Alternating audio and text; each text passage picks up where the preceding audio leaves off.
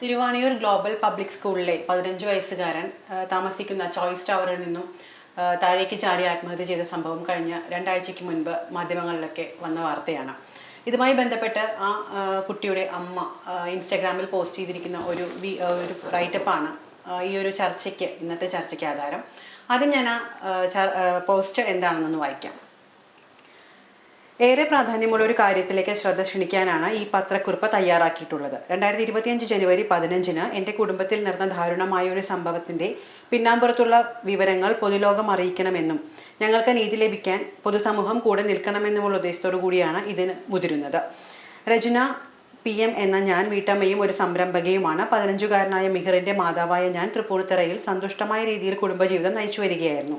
എന്നാൽ പ്രസ്തുത ദിവസം എറണാകുളം ജില്ലയിലെ തിരുവാണിയൂരിൽ സ്ഥിതി ചെയ്യുന്ന ഗ്ലോബൽ പബ്ലിക് സ്കൂളിൽ പഠിക്കുന്ന എൻ്റെ മകൻ മിഹിർ സ്കൂളിൽ നിന്ന് താമസ സ്ഥലമായ തൃപ്പൂണിത്തുറയിലെ ചോയ്സ് പാരഡൈസിലേക്ക് ഉച്ച കഴിഞ്ഞ് തിരികെ വരികയും അധികം വൈകാതെ കെട്ടിടത്തിൻ്റെ 26-ാം നിലയിൽ നിന്നും താഴേക്ക് ചാടി ജീവനൊടുക്കുകയും ചെയ്തു.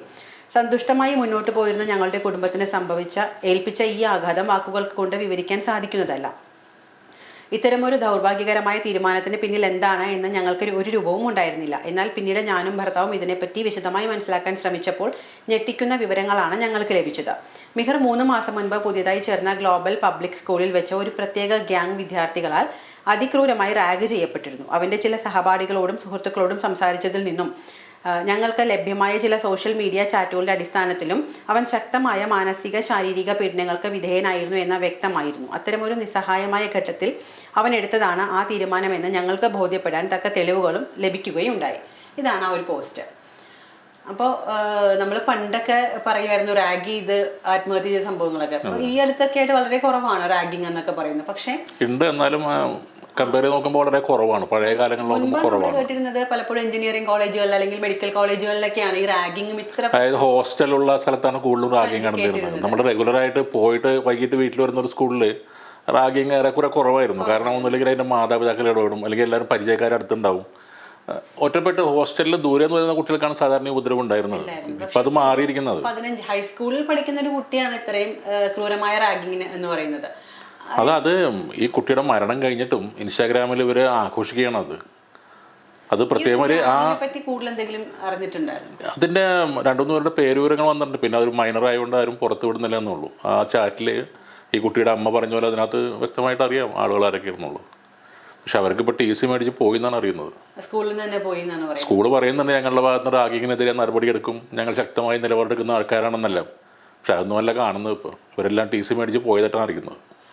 ആ കുട്ടിയുടെ റാഗിങ്ങിന്റെ പിന്നിൽ പറയുന്ന കുറെ കാര്യങ്ങൾ ഉണ്ടായിരുന്നല്ലോ. നമ്മൾ ആദ്യം കുറച്ച് മുമ്പ് ഡിസ്കസ് ചെയ്തപ്പോൾ ചേട്ടൻ പറഞ്ഞ കുറെ കാര്യങ്ങളുണ്ട്. അതൊക്കെ ഒന്ന് പറയാല്ലേ? അത് വളരെ എന്താ പറയുന്നത്, ഈ കുട്ടിയെ അവർ വിളിക്കുന്നത് നിഗ എന്നാണ് ആ ചാറ്റുകൾ പറയുന്നവർ. നിഗ സ്വാഭാവികമായിട്ട് ന്യൂജൻ പിള്ളേർ തമ്മിൽ പറയുമ്പോൾ നിഗ എന്ന് സംബോധന ചെയ്യാറുണ്ട്. പക്ഷേ ഒരു കറുത്ത നിറമുള്ള ആളെ പറ്റി പറയുമ്പോൾ അത് ഭയങ്കര വംശീയമായ അധിക്ഷേപമാണ്. നീഗ്രോ എന്നുള്ളതിന് സമാനമായ ഒരു പദമാണ് നിഗ എന്ന് പറയുന്നത്.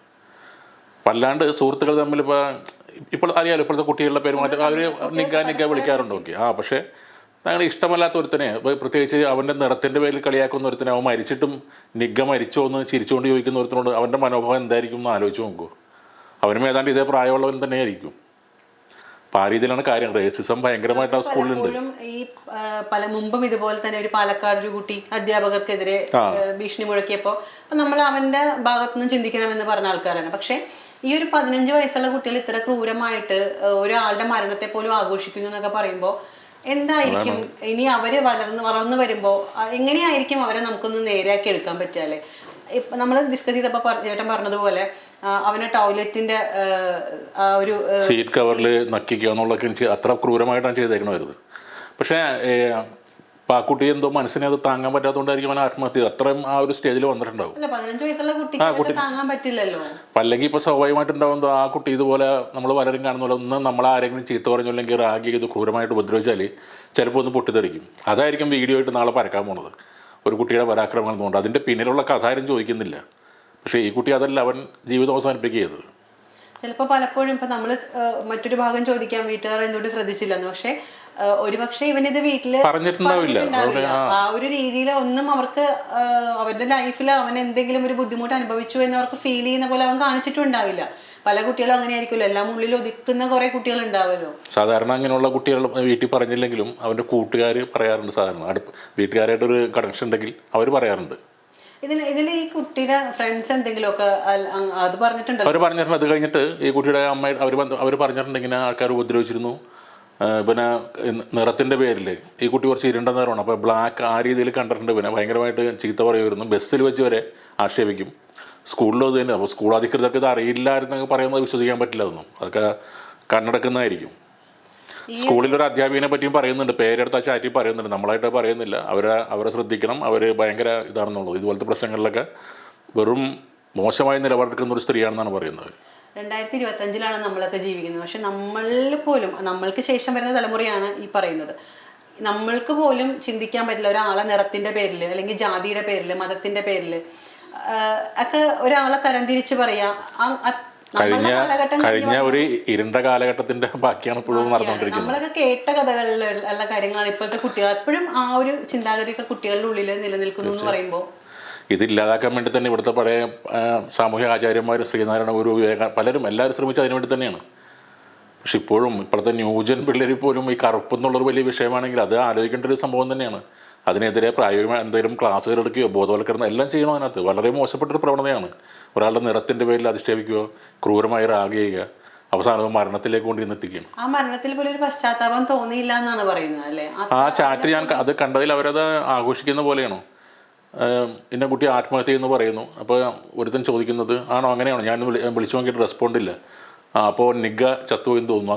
അത് അത്ര മോശമായിട്ടാണ് പറയുന്നത്. അപ്പോൾ അവരുടെ മനസ്സിൽ അപ്പോഴൊരു വെറുപ്പ് പോലെ ആ ചെക്കനോടും. അവൻ ജീവിതം അവസാനിപ്പിച്ചെന്ന് മറ്റൊരു സുഹൃത്ത് പറയുന്നു, അങ്ങനെ ന്യൂസ് കേട്ട് ഇപ്പം ഇല്ല എന്ന് പറയുന്നു. അപ്പോൾ നോക്കട്ടെ എന്നിട്ട് പറയുന്നു പിന്നെ റെസ്പോണ്ട് ഇല്ല, അവൻ മരിച്ചു എന്നാണ്. അത്ര ക്രൂരമായിട്ടാണ് അവർ പ്രതികരിക്കുന്നത് ഈ കാര്യത്തിൽ. ആൺകുട്ടികൾ അല്ലെങ്കിൽ പെൺകുട്ടികളെന്ന് പറയാൻ പറ്റില്ല, രണ്ട് കൂട്ടരും ഈ ഒരു പെൺകുട്ടികളുണ്ട് ഇതിനകത്ത്. പെൺകുട്ടി തന്നെ മുൻപിൽ നിൽക്കുന്നുണ്ട് ഈ അധിക്ഷേപിക്കാനും.